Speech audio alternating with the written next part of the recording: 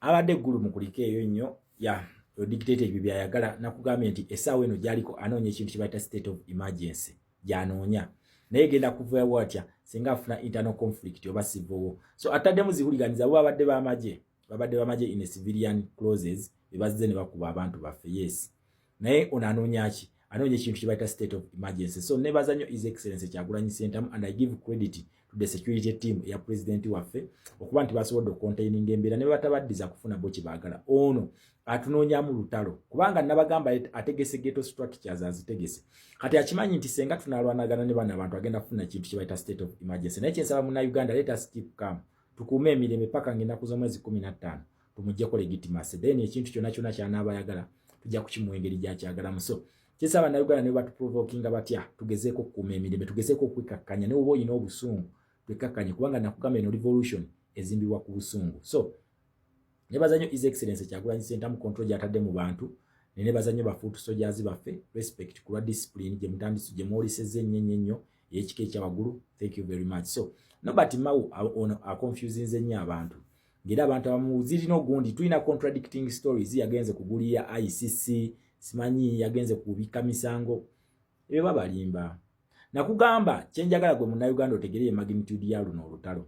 ICC nakugamba omuntu agitwala bamuyita Bungereza ne America ne France kusaidi y'abakapitalist of which balina interest z'amaanyi. Ono gwe bawo obuwi ssente ate mbu yagenze akwate ssente azibaye nga bo be bamuwa ssente okitegeera teri kubano tekuli asobola kulya mu nsi yeruke kubanga wetwogera ku ICC ne twogera ne ku nsonga za Uganda tutegeeza American dollar kugwa nga bayita mu kintu kye bayita BRICS. Uganda giyingira ng'ennaku z'omwezi lumu January omwaka gwa 2025 Uganda neyingira BRICS eri mu tawule bayita de-dollarization nga baagala okukozesa gold wa Uganda gwe balina bakube dola. Otegeera ekintu ekyo bakube dola ya America kitegeeza kintu okuba dola ya America eno kitegeeza nti ojje American dollar mu circulation kitegeeza nti ofreezinze sente trillions and trillions of American dollar ozifreezinze tezina kizikola tezibagasa. So sente wozifreezinga kitegeeza ki economy batekula kati America tasobola kukikkiriza. Then number 2 tunu ya kusaidi ya Bungereza twogera ku favorite colony oba favorite protectorate ya Bungereza gye bayita Uganda na kugamba Winston Churchill ekyamusindisa kyali kikulaba Uganda eno kubanga baali bajogeddeko ebintu bingi olw'ebyo bugagga byetuddeko n'obulungi bwetuddeko nga bagamba nti esobola okubeezaawo Bungereza ebyasa n'ebyasa. Mukitegera Winston Churchill kyamusindisa na bagamba ekyamuleeta wano amatwale amangi ennyo Bungereza galina wano ku lukalu lw'omuddugavu. Uganda was the favorite, that is why it is called the Pearl is in Africa. Uganda, the Pearl of Africa. Uganda akigiribwa ki Winston Churchill. So twogera ku lutalo lwa interest kati ono omuntu alina ssente zisobola ku bribinga interest ze basettinga for generations and generations ekyo tebakikulimba. ICC nakugamba ngono yakola kooti ze zikangalu kooti ze zasibira abantu baffe nga ataddeko ebisango byagala nawe akola ki ICC ne kyagiteesaawo okukwata ba dictator banene kubanga bano baali bakimanyi we baatula ku Berlin conference mwaka gwa 1885 bakimanya nti abantu bano bakozesa okuuma kolonizi zaabwe kubanga wetwali tuzze wano wetwajjanga tutambula nga tuvudde ku Berlin conference eno engeri gye bagenda tukolonizinga mu kwayo Berlin conference ya shaping a scramble for and partition of Africa ya gishapinga kati abantu bano wensi zino ezatandika okwerwanako okufuna independence bano baali balina okujjawo faces zaabwe kyokula batuzimbira ekintu kye bayita democracy wabula era nabo we bagenda baali bakimanyi nti abantu bano basobola okubeefuulira basobola okukola ki basobola okubeefuulira kati bo babakozesa ebikolobero bino nakugamba ekintu kino bakizimba nga batandikira ku bassekabaka nti bazimba obukyayi mu bantu naye nga bazimba obukyayi nga bayita mu greediness y'abano ba leaders babeera bakola ki babeera batuwadde kati bo bakimanya nti kati eri greediness eno bano gye balina bajja kutta n'okukola ki bajja kutta n'abantu kati bo ne bagala bateekeko emisango basobole okubafunza okitegeera kati bo batwe bakizimba bano ba capitalist yensonga lwaki bateekawo kooti yo ICC yo nakugamba yo ICC togenda giraba ng'eyise president wa America ekyo tebakikulimba togenda kugiraba ng'eyise prime minister wa Bungereza tejja kuyita president wa France wabula ki egenda kukwata bano ba puppet zino eziri e Uganda era ne mbagamba nti omuntu olina kubeera nationalist okusobola okuwona ICC senga obeera nationalist kitegeeza ebikolobero bino ebyabaleetera okuzimba ICC eyo togenda kukola ki tojja kubikola lwaki ogenda kuwoyagala abantu togenda kutta bannansi bo yensonga lwaki bo bagamba nti bakubira mu crimes against humanity ozikola ku bannansi bo bannansi okitegeera ekintu ekyo obikola ku bannansi bo kati kitegeeza nti gavumenti ebeera erangiridde olutalo ku bannansi kati bo kwe kuteekawo kooti eyo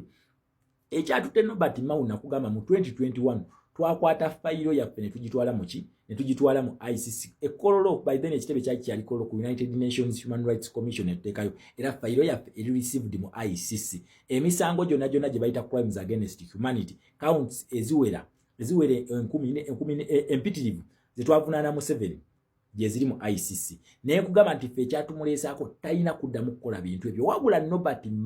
Norbert Mao is a negotiator nakugamba ono negotiator chief negotiator ye link eriwo wakati wa ICC ne government ya Uganda nti bana basajja buli batabuka nga balina kye bagenda okukola basindika Norbert Mao agenda bakakanye nakugamba nti waliwo ekintu kye bavuga ekikwatagana ne dialogue weekiri mu Uganda otemunnakiraba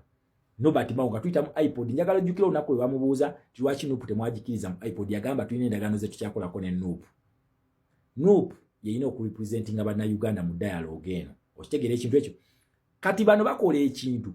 kuteekawo intimidation kyekibadde kibakozesa ebyo wabula bano abantu nabo bennyininyini beeyawulamu sections bbiri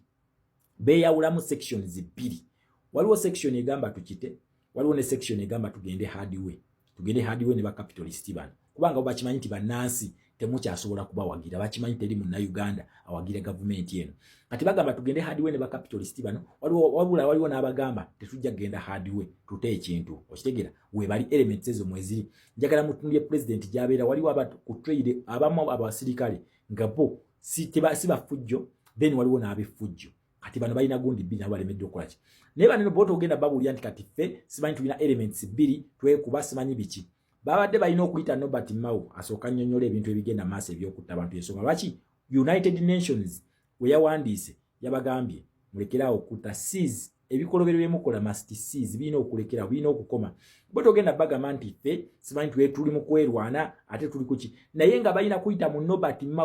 Mao nekyakyenjagala omanyi gwe munnayuganda ye Minister wa Justice and Constitutional Affairs democracy is under the constitution okitegeera mweri article number 1 mweri mu constitution ya Museveni ate no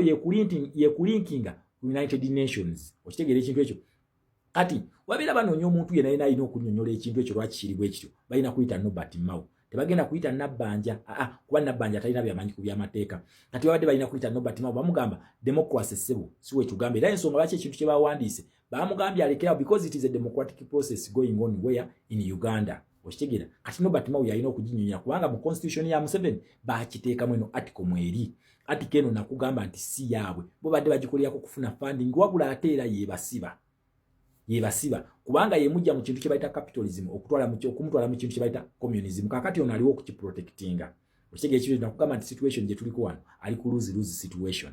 okitegeera ekintu ekyo kati Norbert Mao ye bridge eriwo wakati wa constitution ya Museveni ne international charters okuli UN charter ono yaliwo era bagenda kukubira omuntu jeke essaawa yonna yonono senga teyegendereza kati kyovola besaawa eno ono akomezaawo element eyaba civilian nti bambadde akutta ab'amagye n'abajjamu engoye ez'amagye n'abambaza civilian codes batandika okukuba abantu omuze guno tegugomye eggulu mu bwegendereze gugenda kukula okitegeera omuze guno gugenda kukula kuba kati ICC batandise okubakoma kubategedde nti kati ensonga eri serious Norbert Mao ekyamututte yabadde ku ntandaalo tebakusiriwaza nti ekyamututte bukugulya ICC talina sente zisobola kugula economy ya America ate teri muntu asobola kutunda economy ya America nga atulawo mu ICC bino baba bagambye mbu simanyi waliyo omulamuzi Joyce simanyi basebutinde baani gye bali yes nenjagala jukire muntu musango kwa Congo versus Uganda Joyce sebutinde kenyini yali kusaidi ya Congo lwaki yagusala kusaidi ya Uganda kubanga Museveni anti yabasindikayo bananga amateeka gano gakola agabano gakola sigigana agaba mwage Uganda kati ono yakiteeka muje kibateeka mu mutwe eti ye dictator yafuga buli kimu buli wamu yasalawo wano ba African presidents nabaga these are just puppets buno bu constitution bwe balina tekulina kye buli tulina ekintu kye tulina kye bayita charters so Norbert Mao ekyamututte ku bamubuuza lwaki ebikolobero bigenda maaso mu kalulu byalina okunnyonnyolako lwaki biri bwe bityo so gwe munnayuganda nakwe weetegekere protest vote bano bagenda kubanga boogera na Norbert Mao paka go olunaku lwogenda okusituka ogambe nti kati ekimala bagenda ku activatinga charters ate mu charter muno fe ekintu kye tunoonyamu bakita responsibility to protect who civilian sengo bero situs against operation kubanga obo defending a democracy ogamba nti defending a democracy obo defending America na Bungereza kati na America ne Bungereza erina okujja okuwa protection gwakola ki gwa defendinga police yawe kitegeeza bibafu